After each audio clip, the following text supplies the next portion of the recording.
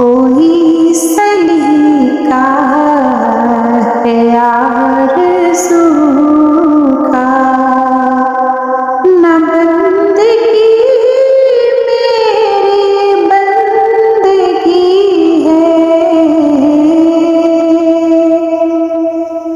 ये सब तुम्हारा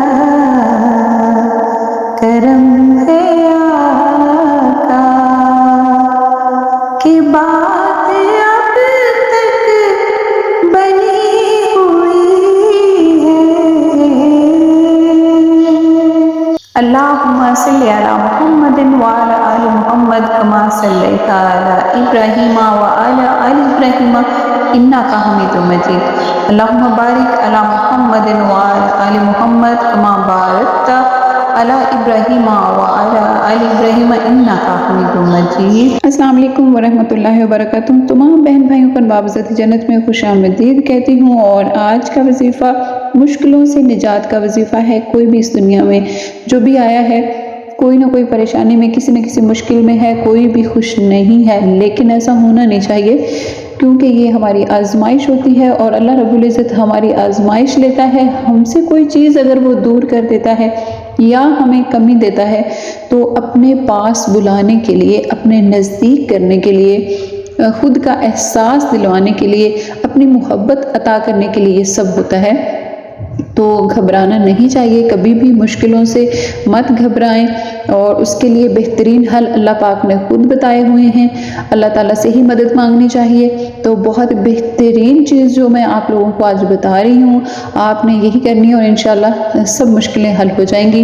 एक तो ये है कि अगर आप निगहबान हैं तो आप सख्त ना हों, वो भी हदीस मैंने यहाँ पर आप लोगों को बता दी है।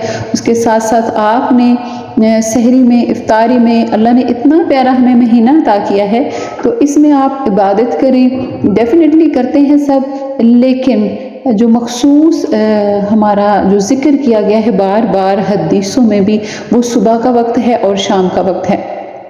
तो रोज़ा रखने के बाद जब आप नमाज़ पढ़ लें, कुरान पाक पढ़ लें, तो अल्लाह के करीब होके सजदों में गिड़गिड़ा कर अपने गुनाहों की माफ़ी मांगें और दुआएं करें, तो इंशाअल्लाह वो ज़रूर सुनता है।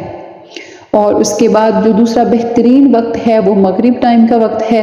मगरिब में जो बहनें इफ्तारी बनाती हैं, और इफ्तारी बनाने के बाद ज़ाहिर सी बात है 10 मिनट पहले ज़रा जल्दी फ्री होके 10 मिनट सिर्फ निकाल लें, वज़ू करके बैठ जाएं, अपने बच्चों को भी पास बिठा लें, पूरी फैमिली बैठे और दुआ करें और उनसे भी दुआ करवाएं।